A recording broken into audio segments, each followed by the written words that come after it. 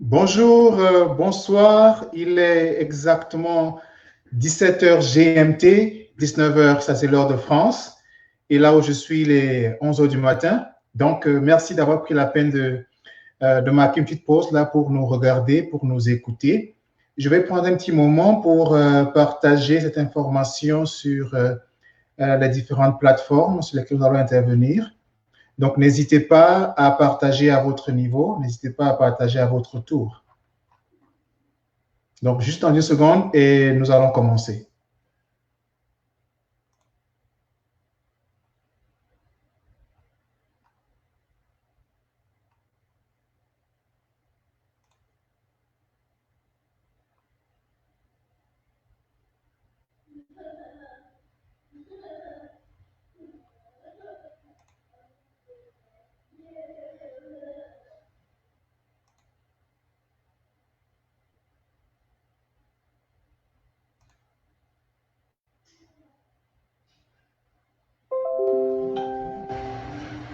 Merci à ceux qui sont déjà là.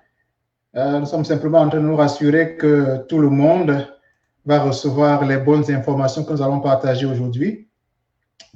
Nous sommes en train de communiquer avec nos différentes pages et nos différentes plateformes pour atteindre le maximum de personnes. Donc, voilà, c'est parti. Bon, comme je disais, aujourd'hui, nous allons aborder un thème suffisamment intéressant. Ce sera celui de la communication avec nos enfants. Quel genre de message est-ce qu'on transmet à nos enfants? Vous êtes ici dans le cadre d'une série, d'une émission que je me suis permis d'intituler Prosperity Conversation. Donc, c'est une conversation que nous allons avoir pour voir comment est-ce qu'on peut améliorer notre niveau de vie pour vivre la prospérité que nous recherchons. Donc, pour aujourd'hui, j'ai quelqu'un d'assez spécial, quelqu'un qui sait de quoi elle parle, quelqu'un qui est à l'aise avec le sujet de la communication avec les enfants, avec les parents et autres. Son titre est assez évocateur. Couturière de l'âme. Alors, j'imagine que quand je dis couturière de l'âme, vous vous demandez, mais de quoi est-ce qu'il en retourne? Il s'agit de quoi? Alors, tout de suite, sans plus attendre, je vais faire intervenir Vanessa Calfan, qui est mon invitée du jour et qui va donc nous entretenir sur le sujet de quel message est-ce que nous communiquons à nos enfants, quel message nous transmettons à nos enfants. Vanessa, bonjour. Bonjour Patrick, merci beaucoup pour me recevoir dans ton Prosperity Conversation. Donc je me sens déjà prospère rien qu'en étant là, tu vois. C'est super, c'est super. Alors, j'introduisais tout à l'heure en disant que tu as un titre qui est assez évocateur. Couturière de l'âme. Qu'est-ce qu'on devrait entendre par couturière de l'âme? En fait, mon titre, je l'ai basé par rapport à la façon dont on coud, en fait.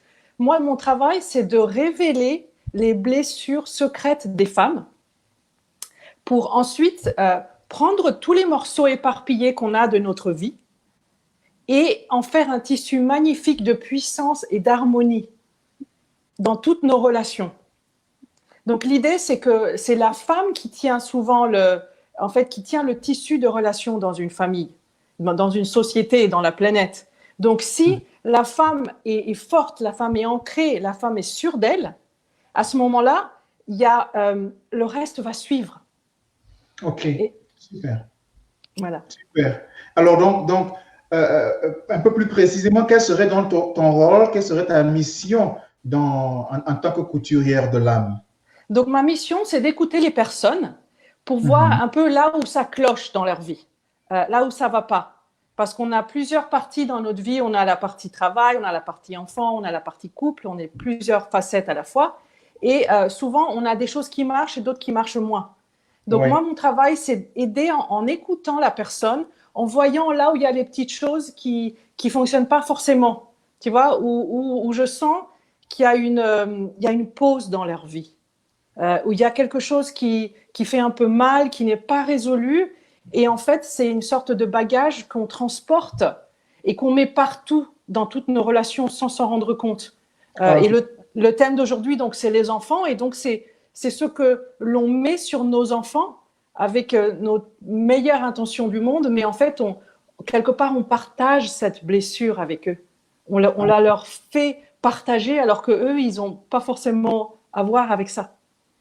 D'accord, Vanessa. J'ai une dernière question avant qu'on ne quitte cette rubrique de familiarisation avec le thème couturière de l'âme. Alors, comment est-ce que tu t'es retrouvée dans ce travail ou dans cette mission-là? Qu'est-ce qui t'y a attiré, si je puis dire? Donc, il faut toujours commencer par soi-même, comme on dit. Donc, en fait, moi, quand j'étais petite, j'étais quelqu'un de très aventurière, très forte, très casse-cou, tu vois, dans ma vie. Mais il y avait une partie qui était un petit peu bizarre et que je ne comprenais pas. Donc, moi, en fait, j'avais cette situation. Donc, quand mon papa il partait au travail, j'avais besoin d'un dire au revoir formel. Tu vois, j'avais besoin qu'il se plante devant moi, qu'il me regarde dans les yeux et qu'il me dise au revoir. Oui. Si j'avais pas ça, ma journée n'allait pas bien. Tu vois, quelque part, il y avait une angoisse que je sentais dans ma poitrine, dans mon cœur, qui me gênait et ça me laissait pas me concentrer à l'école, ça me laissait pas être avec les amis vraiment bien. Et je trouvais ça un peu bizarre, mais je me dis bon, bah c'est comme ça, tu vois. Si j'étais allée voir un psy traditionnel à l'époque, ben le psy il aurait dit bah la fille elle aime bien son papa et puis c'est tout, tu vois, elle est accrochée à son papa, bah il va falloir s'en défaire peu à peu, tu vois, ça aurait été la chose normale. Et en fait, quand j'ai grandi et j'ai commencé à faire ce travail sur moi, dans mon cœur, dans mes blessures, j'ai vu, en fait, j'ai travaillé sur la partie que mon père, en fait, était né durant la Deuxième Guerre mondiale. Il est né en 51 et il est d'une famille juive. Donc, en fait, c'était la persécution en France. Donc, moi, j'ai grandi en région parisienne. Et lui, à Paris, il a dû naître caché, tu vois, pas dans un hôpital, mais dans une maison, pour pas être persécuté. Et à cette époque, c'était l'époque où, en fait, les personnes juives, on allait les chercher chez eux. Oh. Et on les ramenait loin et bah, on n'entendait plus jamais parler d'eux. Tu vois, c'était tout secret. Donc, en fait, mon père, il se souvient pas parce qu'il était tout petit. Tu vois, c'était pas quelque chose qu'il a vécu, lui, dans ses mémoires de sa tête, mais il avait ça dans ses cellules. Tu vois donc, ça s'est transmis en moi, dans mes propres cellules, dans mon propre corps.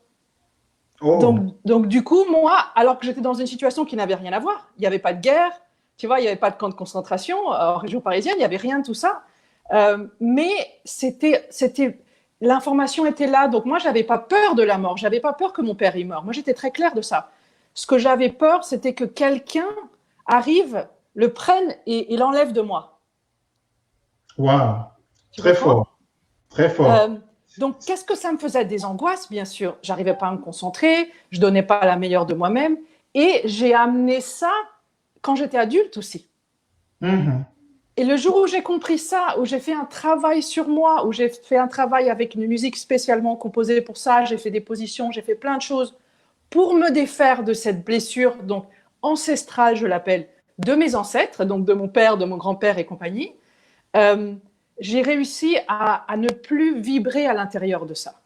Ok. Et ceci va me permettre de faire justement la transition vers le prochain point, la prochaine rubrique que l'on va aborder. En passant, je voudrais demander à toutes ces personnes qui sont là actuellement et qui nous regardent, veuillez nous faire un petit coucou, un petit message, un petit texte, juste pour nous dire peut-être de quelle ville, de quel pays vous nous écoutez, vous nous regardez. Ça ferait plaisir et on pourrait accuser réception de votre message. Donc, n'hésitez pas, faites-nous un petit message. On veut bien savoir d'où vous nous écoutez.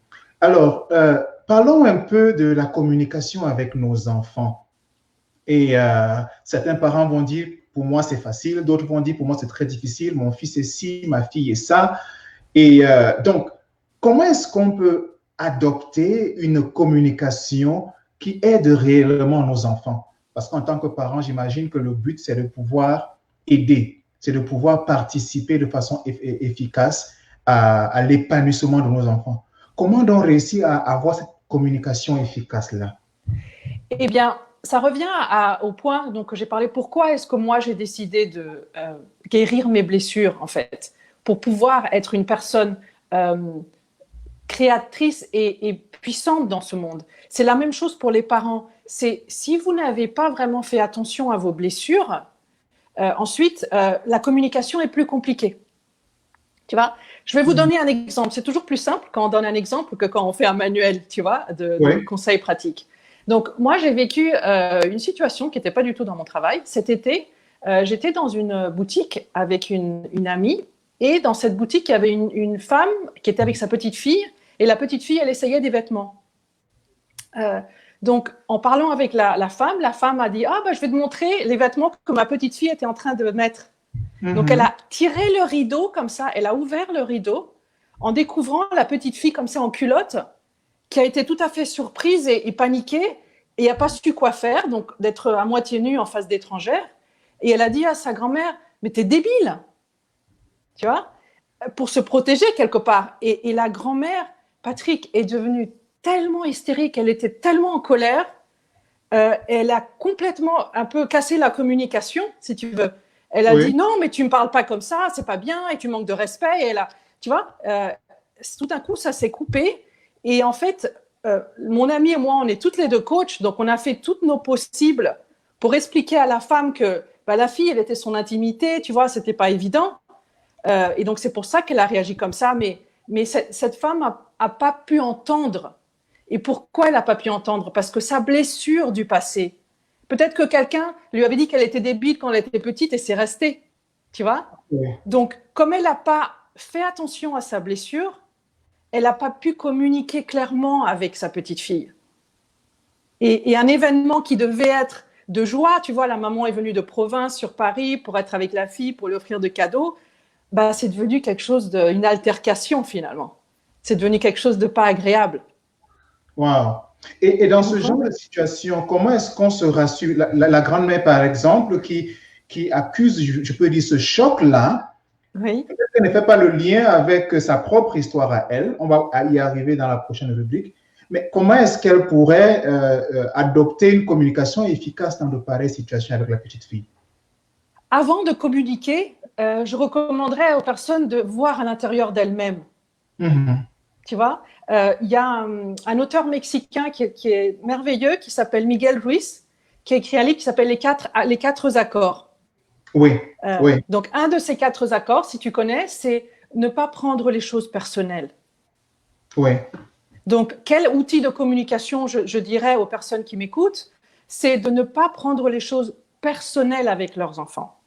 Rien de ce que ton enfant dit ou fait, même s'il te dit à toi, tu es un mauvais papa, Patrick, tu vois, ça n'a rien à voir avec toi. C'est quelque chose que l'enfant est en train de processer en ce moment.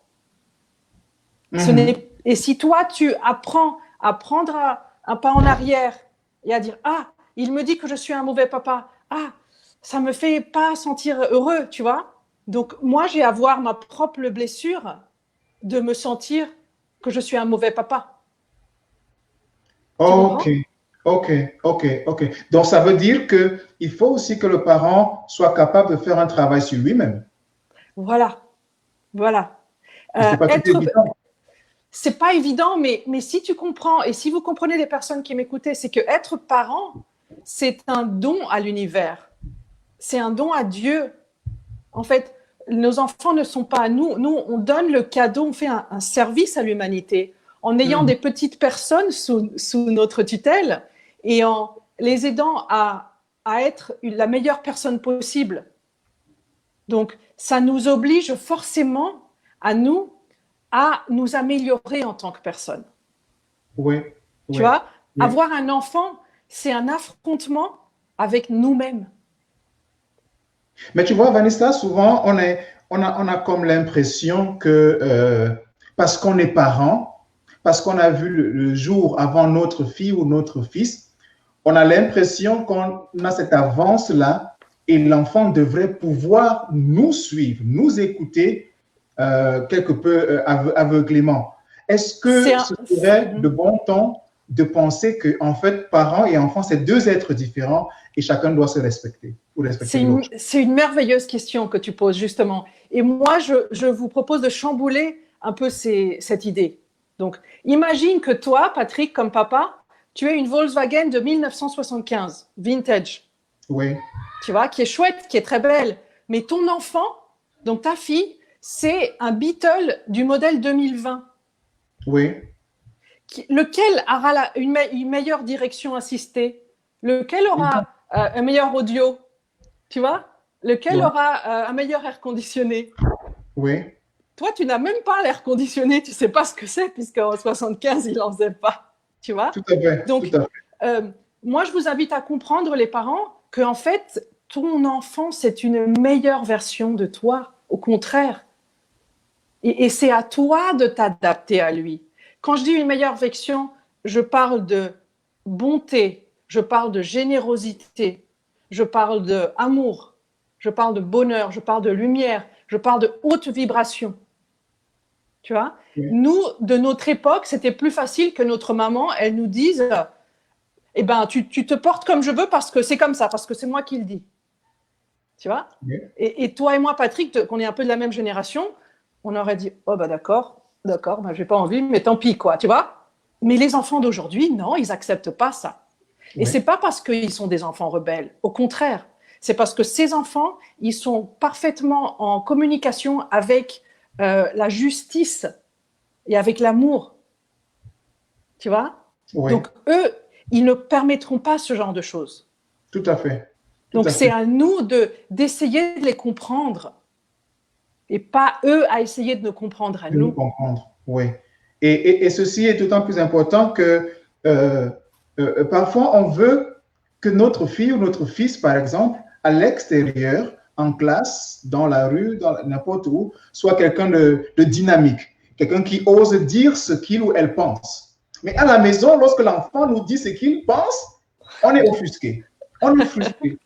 Alors, il y a comme une petite friction à ce niveau, un petit conflit à ce niveau. Comment est-ce qu'un parent peut réussir à gérer cet équilibre-là, de faire que l'image de l'enfant qu'il veut pour l'extérieur, qu'il soit lui-même capable d'accepter cette image-là dans sa propre maison? Mais c'est pas dans sa propre maison, c'est plus que ça, Patrick, c'est dans son cœur. Oui. Tu vois, c'est un autre exemple que je vais te donner, c'est tu cherches une place pour te garer. Et tu dis Dieu, s'il te plaît, donne-moi une place pour me garer, j'ai un rendez-vous dans 5 minutes, je suis en retard. Tu vois? Et tout d'un coup, paf, il y a une place qui se libère.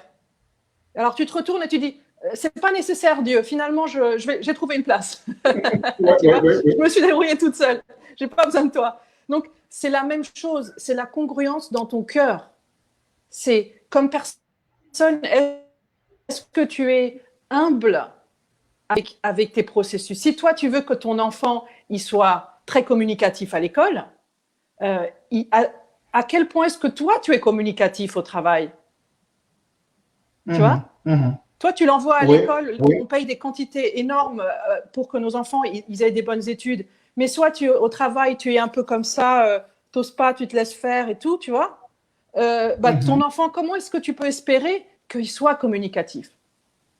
Exactement. Ce que tu dis est très important parce que moi j'ai 2 filles et j'ai remarqué que mes filles, elles apprennent parfois par ce que je dis, mais beaucoup plus par ce que je fais.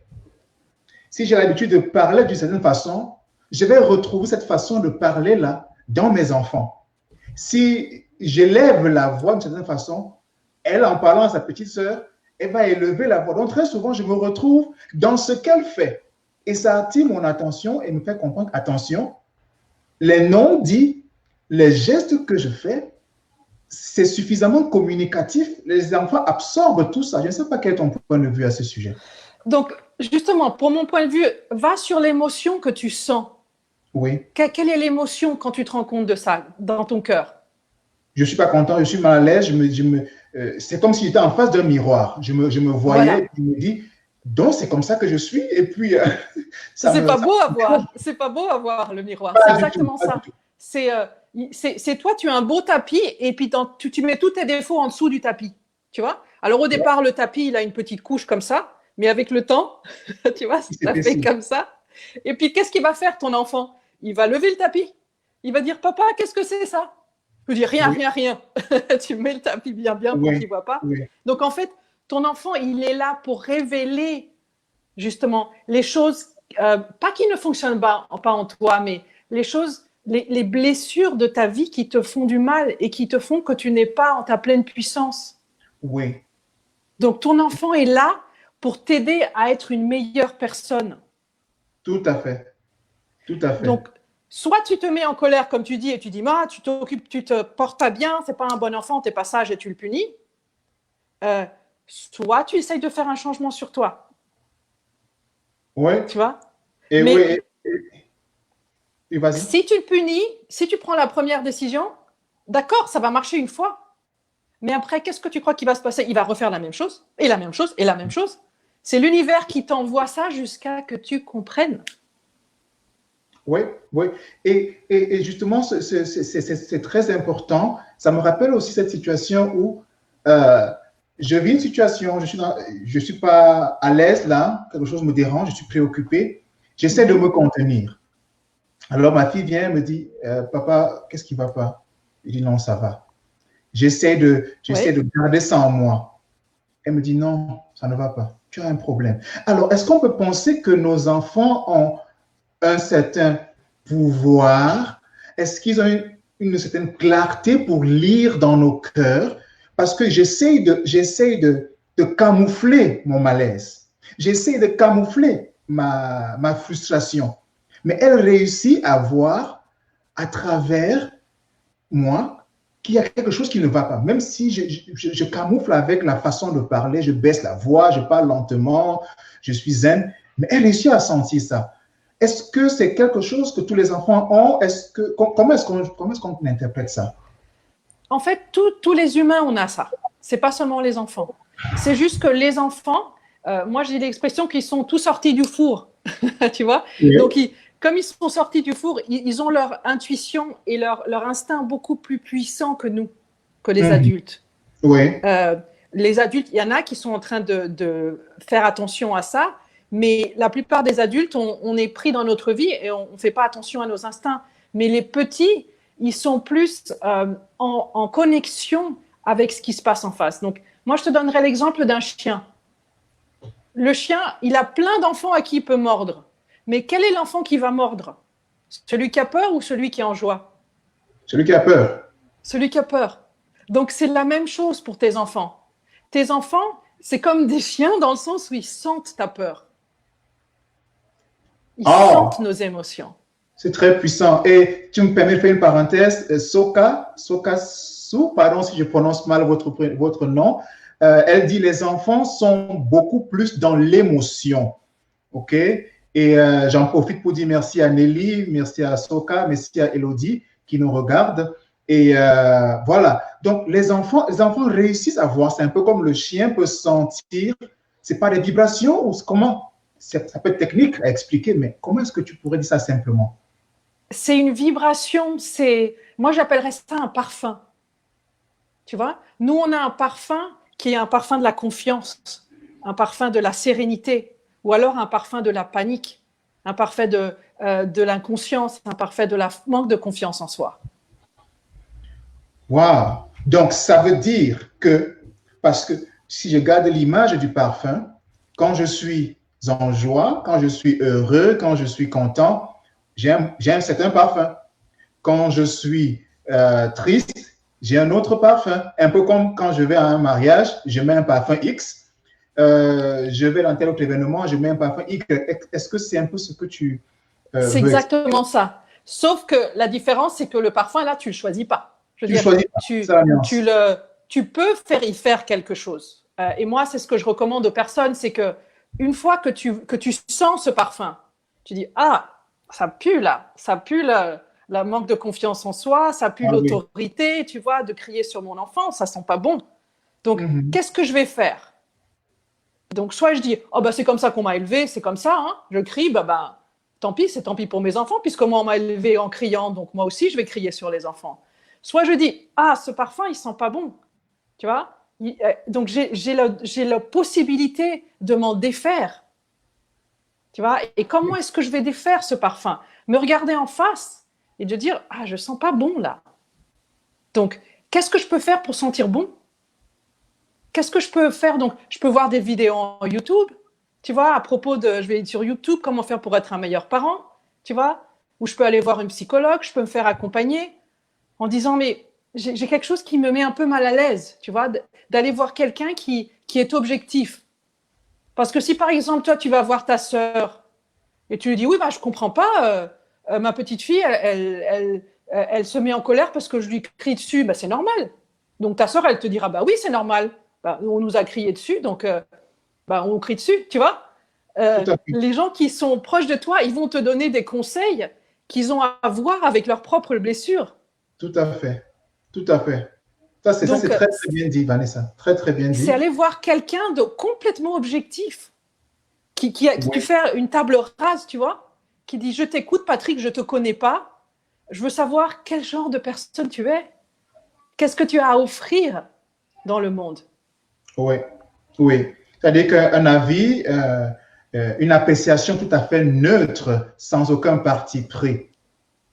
Absolument, absolument. Parce que tous les gens autour, ils ont forcément quelque chose à gagner. Tu vois, quand tu leur poses des questions sur ah, mais j'ai bien fait hein, de crier sur ma fille ce matin. Elle n'a pas mangé son petit déjeuner, hein. Elle était en retard. Hein.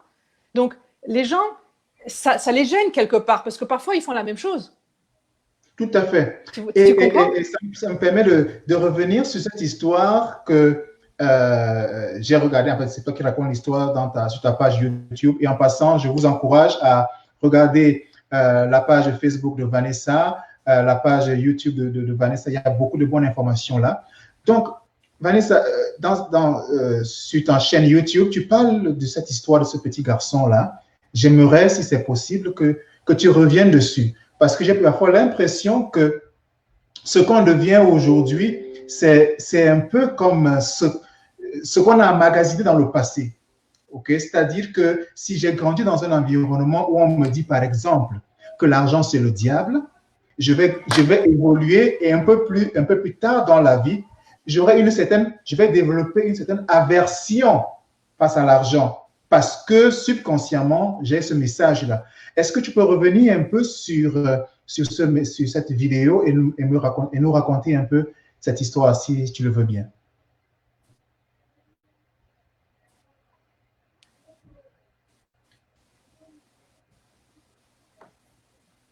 Oui, Vanessa?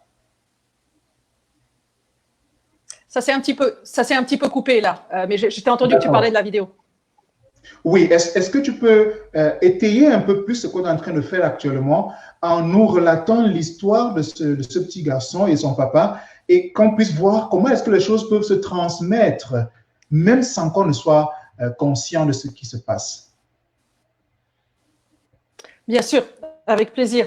Donc, c'est un des premiers travaux que j'ai fait en fait avec un enfant qui avait un désir de mort. Donc, pour aucune raison valable, il cherchait toujours à mourir. Donc, sa vie allait bien, apparemment tout allait très bien, mais il cherchait à avoir des accidents de voiture, tu vois, il mettait sa propre vie en danger, celle de ses parents. Les deux parents étaient séparés à l'époque, et le père m'a demandé si je pouvais l'aider parce que vraiment, il ne savait pas quoi faire.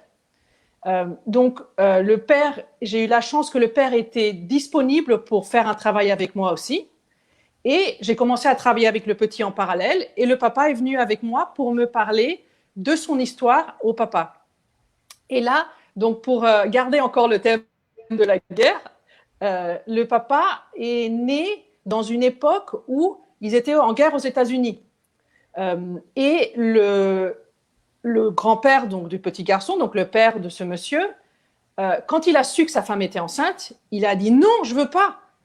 C'est la mort, une naissance. Tu vois? Et donc, cette information s'est mise dans les cellules donc, de ce monsieur qui est né pendant la guerre. Donc, lui, il a l'information que la naissance va avec la mort. D'accord? Donc, ça s'est gardé dans son corps. Il a continué sa vie. Il est devenu adulte. Il a rencontré une femme. Il était ensemble en couple. Et le jour où cette femme, on va avoir un enfant, il a pété les plombs. Il a dit non, je ne veux pas un enfant, c'est la mort. Donc, sa réaction, c'était qu'il n'était pas dans une bonne relation avec sa partenaire. Donc, il a dit, je préfère me suicider, tu vois, qu'avoir un enfant avec cette femme. Tu vois la force de la violence de cet événement. Et finalement, il ne l'a pas fait, heureusement. Et donc, le petit garçon est né, il a grandi avec la maman, ils se sont séparés juste après.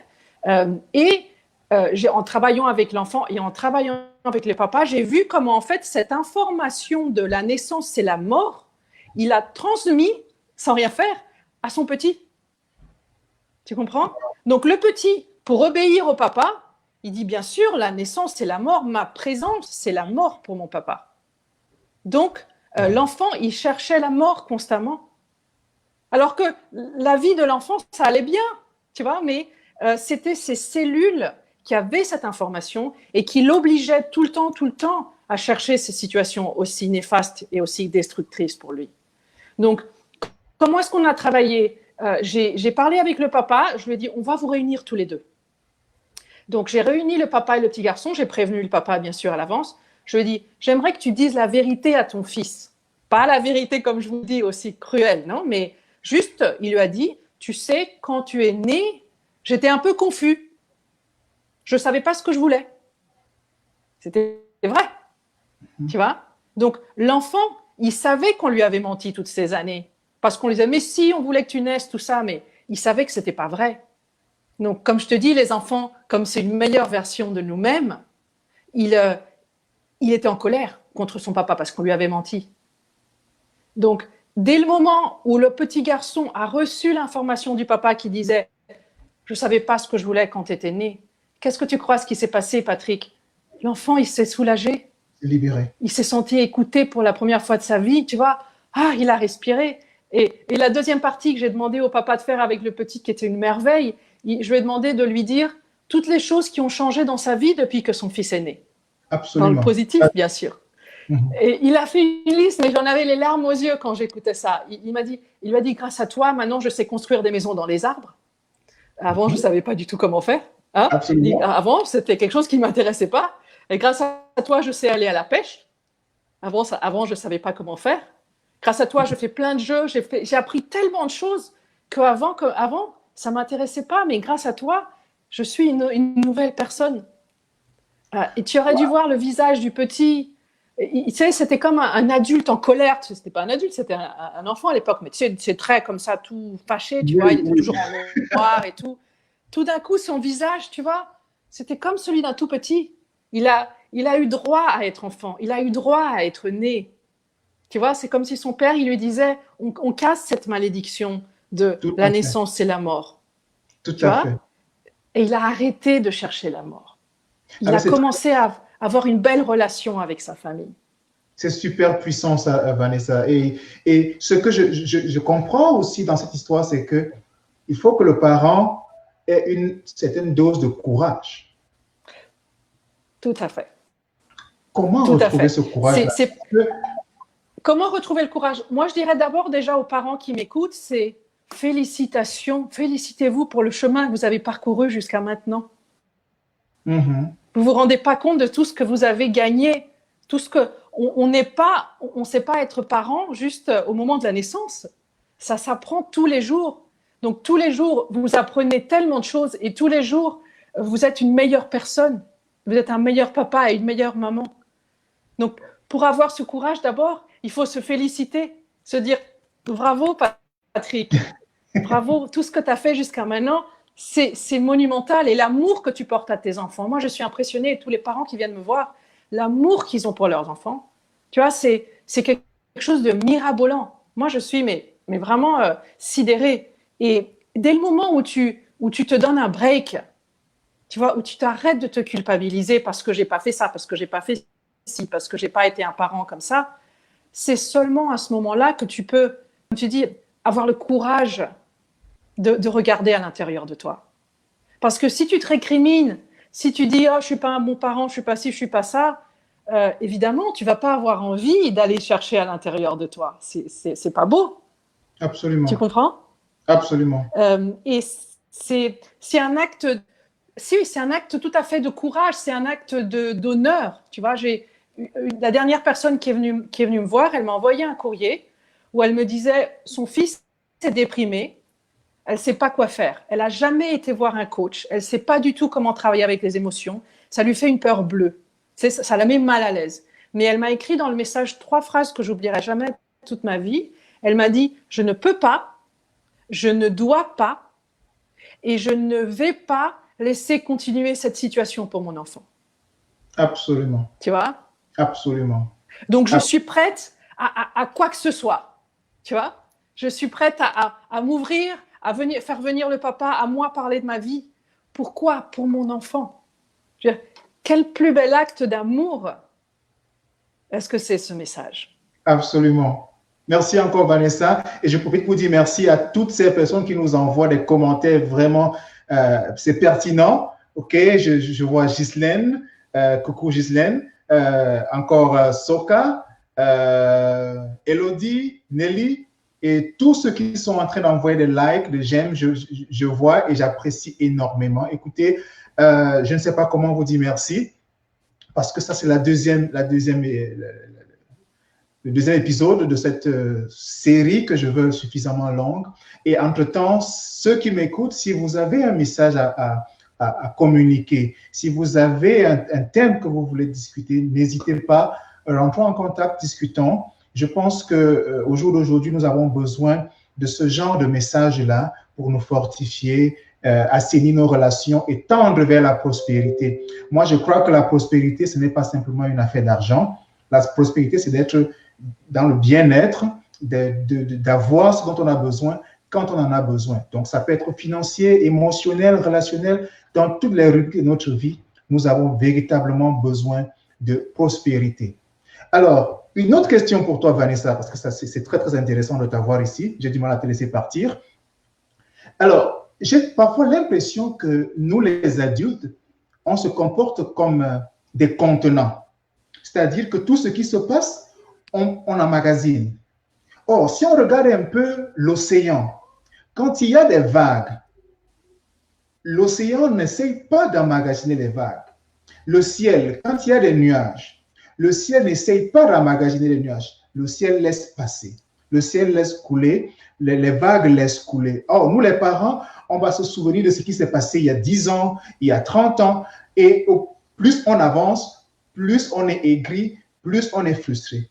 Or, ce n'est pas la même chose avec les enfants. Est-ce que cette façon de voir les choses est juste à ton sens? Oui, en fait, ce qu'il y a, c'est que, comme je te dis, les enfants, comme ils sont sortis du four, ils ont moins de blessures emmagasinées. Oui. Tu comprends? Donc, oui. Nous, on a une blessure qui se décuple.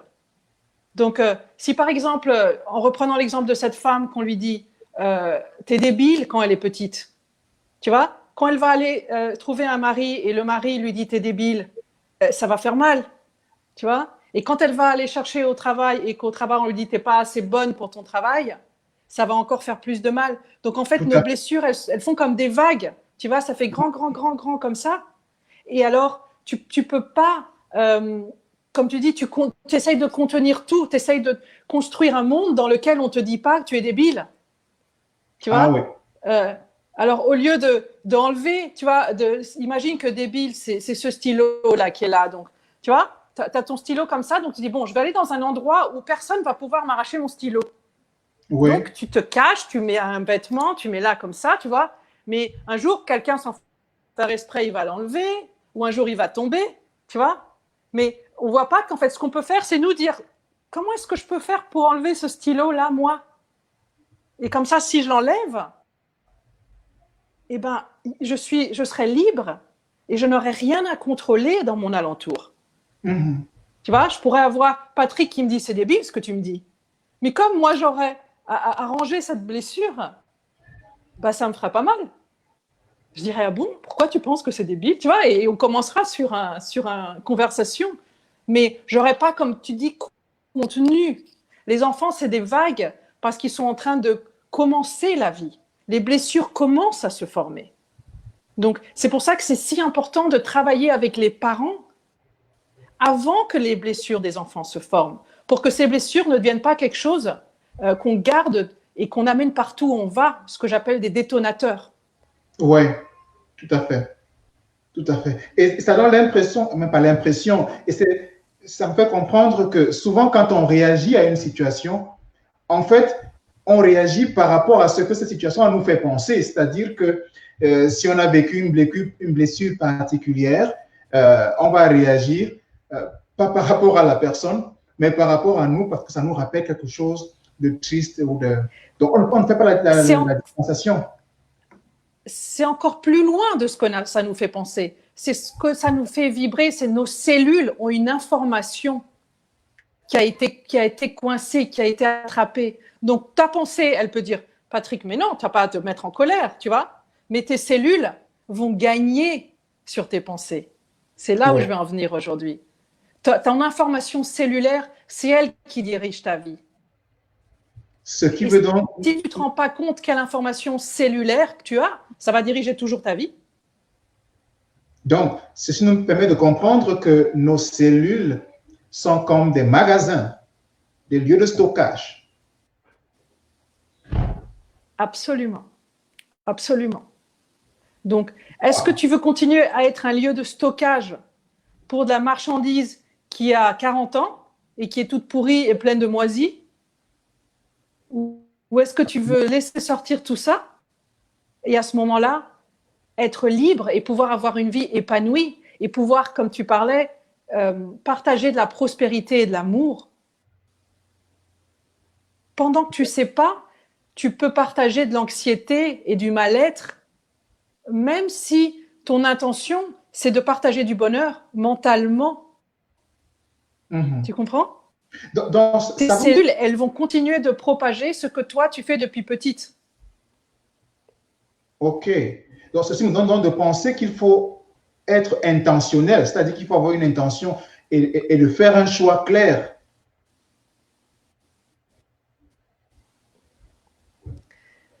Il faut aller chercher, comme on dit en anglais, what makes you tick, ce qui te fait réagir au quart de tour.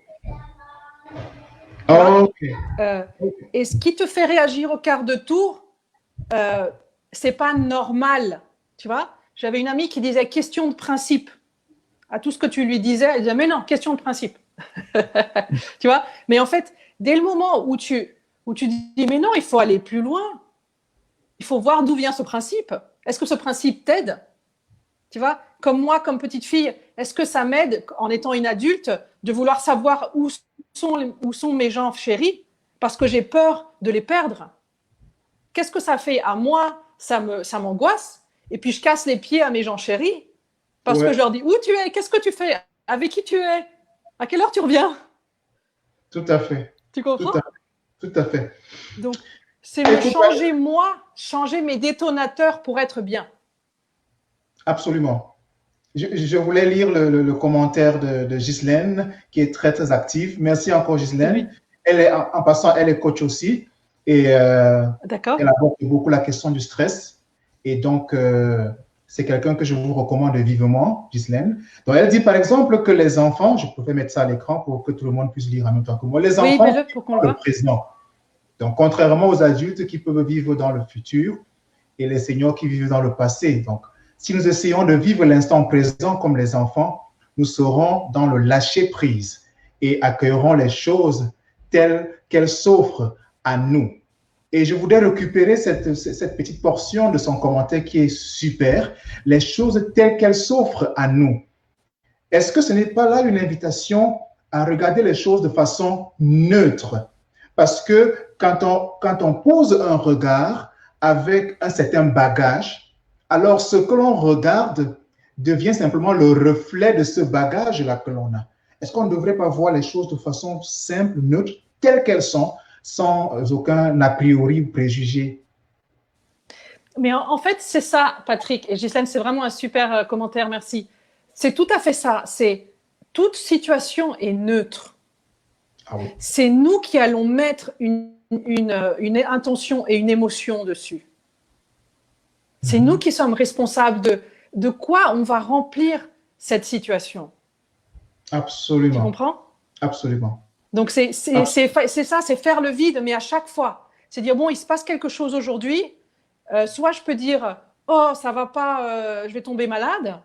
Ou soit je veux dire, ah, j'ai une opportunité pour prendre ce nouveau médicament que j'ai acheté hier, génial. Je pourrais travailler sur ma santé, tu vois, si je me sens un petit peu bizarre. Ouais. C'est la situation est neutre et moi, je décide qu'est-ce que je vais en faire. Tout à fait. Tout à Je suis fait. tout à fait d'accord. C'est magnifique. C'est magnifique. Et on parle beaucoup de lâcher prise. Je t'en prie, Gisèle. On parle beaucoup de lâcher prise et, entre parenthèses, j'adore cette interface de StreamYard. Donc, c'est magnifique, cette interaction-là. Ah oui, plein de gens peuvent parler là. Et puis, on sait qu'on est ensemble, on est en connexion. Donc, merci encore pour tous ceux qui sont en train de réagir là. C'est super intéressant. Donc, on est dans cette situation-là où on parle de lâcher prise. Quelle est ta conception de lâcher prise? Et une ou deux astuces pour effectivement lâcher prise?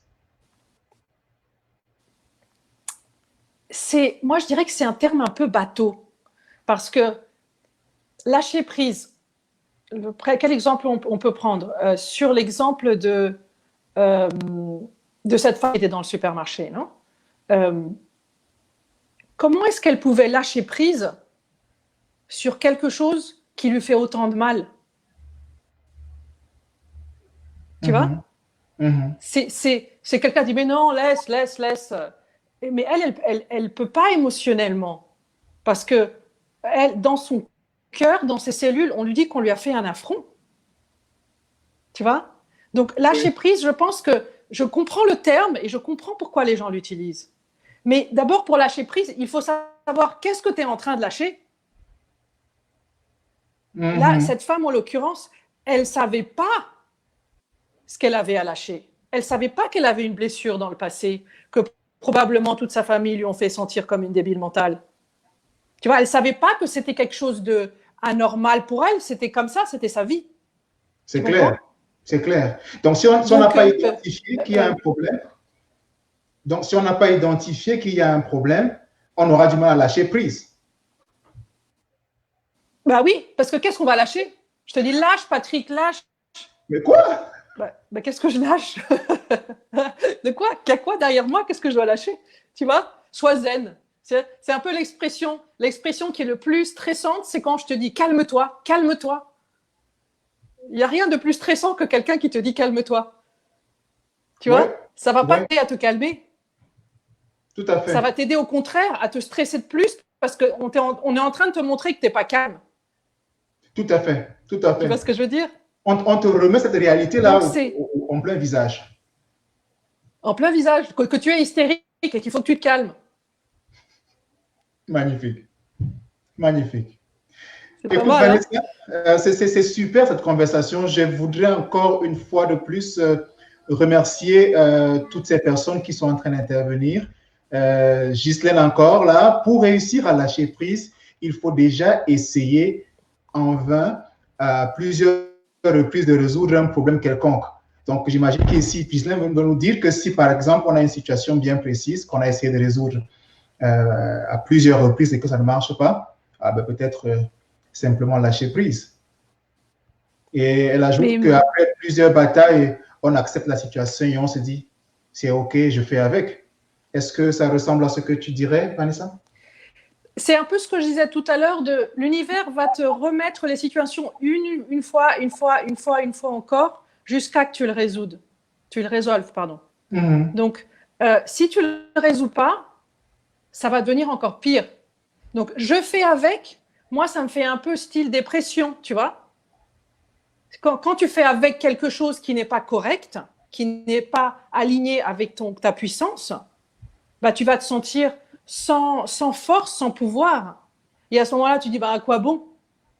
Et tu vas te laisser aller et tu vas arrêter de lutter pour ce que tu penses que ça vaut la peine. Donc, lâcher prise, ce n'est pas de la résignation. Exact. Lâcher prise, c'est décider de regarder en face qu'est-ce qui se passe. Donc, il faut déjà, comme je te dis, savoir qu'est-ce qui se passe. Donc, souvent, on a besoin d'une troisième personne, on a besoin de l'aide pour que quelqu'un nous renvoie en face, en train de te dire si ta fille se met en colère constamment quand tu arrives à la maison, peut-être que c'est quelque chose à voir avec ça. Absolument. Tu vois? Absolument. Absolument. Absolument. Donc, tu vas voir là qu'est-ce qui se passe. Et à ce moment-là, tu peux lâcher prise. Mais il faut voir pourquoi. Est-ce qu'il se passe que quand ta fille t'arrive à la maison, elle te voit, elle se stresse. Super. C'est pas de la résignation de dire pardon? Oui, finis ta phrase, je vais faire le commentaire ensuite. Au lieu de dire oui, c'est comme ça, quand j'arrive à la maison, ma fille se stresse, ça fait partie de la vie. Okay. C'est pas ça qu'on veut. D'accord. Et Ghislaine précise qu'on reste dans l'accueil, en fait. En fait, c'est pour préciser sa pensée. Merci beaucoup, Ghislaine. Élodie nous revient avec ce petit commentaire. Si une manière de résoudre un problème ne fonctionne pas, il faut peut-être voir la situation sous un autre angle. D'où le lâcher prise, non? Est-ce que tu verrais les choses comme ça? Absolument, Élodie. Coucou Élodie, merci de venir écouter le live aujourd'hui. Oui, c'est voir la situation sous un autre angle. En fait, notre mental, il nous dit la chose sous un angle seulement. Et parce que c'est la même chose qu'il nous dit depuis qu'on est toute petite. Donc, on est comme ça. Tu vois? Donc, quand tu parles avec quelqu'un qui est extérieur à toi, qui n'est pas du tout impliqué dans la situation, il peut te dire, bah non, ça peut vouloir dire ça peut vouloir dire ça, ou ça, ou ça. Tu vois? On donne, les coachs, qu'est-ce qu'on fait? On donne des possibilités alternes. Okay. Tu vois, on n'est pas là pour te dire quoi faire. On est là pour te dire, bah oui, peut-être que, en fait, quand ta fille, elle se met en colère quand tu arrives à la maison, elle a envie de te dire quelque chose. Écoute-la. Super. Et je voudrais récupérer la brèche que tu viens de tendre là pour dire que au départ, moi, quand j'ai commencé, j'hésitais entre l'appellation coach et consultant.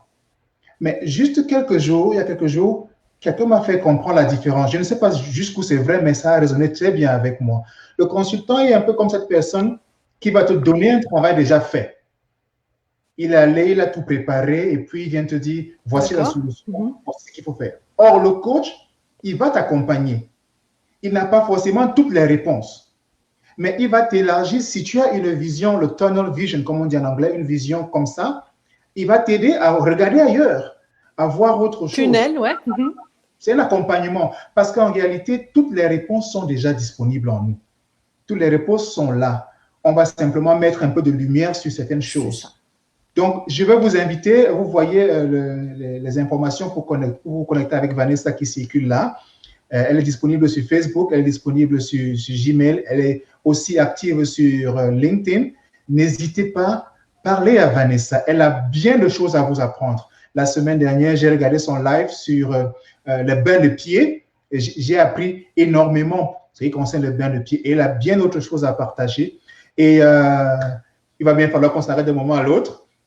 Je vais juste profiter pour dire merci à toutes ces personnes qui ont participé, vraiment pour me donner envie de continuer. Et je serai encore là jeudi prochain à la même heure avec un autre invité. Cette fois-là, nous allons parler de leadership. Okay? Donc, c'est ça que nous allons voir. Et donc, merci à Ghislaine avec toutes ces interventions super importantes. Elle vient encore de préciser que c'est très différent, coach et consultant. Le coaching est endogène, le conseil est exogène. Alors, c'est pour vous dire la pertinence que Ghislaine peut avoir et c'est quelqu'un que je vais vous recommander très vivement parce que c'est quelqu'un que je connais personnellement. Donc, pour les questions de stress, par exemple, elle est suffisamment bien aguerrie. N'hésitez pas de vous connecter avec Ghislaine. Elle est sur le commentaire Facebook actuellement, donc connectez-vous avec elle. Donc, merci à Ghislaine, merci à Élodie, merci à Soka. Merci à Nelly et merci à toutes les autres personnes qui ont partagé, qui ont réagi, sur mon autre écran, je vois tout ce qui se passe, les j'aime qui défilent à tout bout de champ. Donc, on va s'arrêter là, Vanessa. Mais avant de te laisser partir, quel serait ton mot de la fin pour ceux qui nous ont écoutés aujourd'hui et ceux qui vont nous écouter en replay? Donc, moi, je dirais, mon mot de la fin, ça serait vraiment comme je disais tout à l'heure, de vous donner un break en tant que parent. On veut tous faire le mieux possible pour nos enfants. Et on est tous dans le faire, au lieu d'être tant dans le être. Moi, je dirais, soyez dans l'être, c'est-à-dire partez en pique-nique, oubliez la scolarité pour un moment, oubliez que vous avez envie ce soit des leaders prochainement, oubliez les choses du passé qui font mal. C'est vraiment, félicitez-vous parce que vous êtes en train de former une petite personne, vous êtes en train d'aider la semence de la nouvelle civilisation. Tout à fait. Et grâce à vous, votre enfant, il va aider. On est en train de vivre une nouvelle civilisation avec toute cette pandémie. Les gens qui vont sortir le mieux équipés, c'est les gens qui vont sortir le mieux équipés émotionnellement. Absolument. Donc, ne vous souciez pas, ne vous tracassez pas. Have a good time, comme on dit en anglais. Ne pensez pas au futur, comme dit Ghislaine, non, comme disait Soka. Cultivez votre enfant intérieur. Et qu'est-ce que ça veut dire cultiver votre enfant intérieur? Que si j'ai envie de me mettre toute nue dans la piscine, j'y vais. Tu vois? Que si j'ai pas envie de rester dans ma journée en pyjama, en mangeant du cornflakes avec mon enfant et regardant des films, bah c'est super, faites-le. Faites un endroit magnifique pour vos enfants. Faites votre maison un endroit magnifique. Et je vous invite à suivre un atelier que je vous propose de 2 jours, justement pour chercher ces empreintes. Les empreintes, comme je vous ai décrites de cet homme, vous pouvez chercher les empreintes de votre papa et les empreintes de votre maman pour que comme ça, vous pouvez aider vos enfants. Donc, faites-vous ce grand cadeau de guérir vos propres blessures pour ensuite, vos enfants vont simplement recevoir cette guérison sans que vous ayez rien à faire, rien à travailler. Faites-vous ce cadeau à vous-même pour le transmettre. Moi, ça serait mon mot de la fin. Absolument. Et je vais simplement terminer en disant que si nos enfants représentent un certain pourcentage de notre population, ça peut être 15, 20, 25, 30 ou n'importe combien, une chose est sûre, ces enfants-là représentent 100% de notre futur. Donc, ce qui va se passer demain repose vraiment sur ces enfants-là. On a donc intérêt à faire une transmission de témoins en bonne et due forme pour que demain soit assuré. Nous avons bénéficié de nos parents, il faut que nous soyons aussi capables de transmettre le témoin. Donc, merci encore Vanessa, merci à toutes ces personnes, merci à Monica, Elodie, Ghislaine, Nelly et tous les autres, je le redis encore, c'est ma façon d'exprimer ma gratitude. Je suis super, super content. Quand j'ai lancé cette aventure la semaine dernière, je n'imaginais pas une telle interaction. Honnêtement, je ne savais pas que ça allait mordre. Mais peut-être que j'ai suivi mon enfant intérieur et puis je me suis lancé. J'espère que, je crois que ça a apporté un peu de plus, un peu de lumière. N'hésitez pas. Vanessa est disponible pour un atelier et ce sera super, super intéressant. Laissez un oui en commentaire ou alors connectez-vous directement à Vanessa, signalez-lui votre intérêt et elle va vous donner les détails sur la suite. Elle est disponible sur Facebook, sur LinkedIn, sur YouTube et même si vous passez par moi, je pourrais vous rediriger vers Vanessa. Donc, merci encore. J'apprécie votre présence. Vanessa, tu es un vrai cadeau du ciel et l'univers nous a rassemblés. Je suis bien content. Merci. En très peu de temps, nous avons pu mettre en scène cette émission et puis elle est en train de se terminer aujourd'hui. Je suis super content du résultat. C'est vrai que c'était rapide. Très rapide et efficace. Rapide et efficace. Et je voulais juste dire la page internet où vous pouvez me trouver, ça s'appelle New Life, Nouvelle Vie, New Life by Vanessa Calfan, V-A-N-E-2-S-A, C-A-L-F-A-N.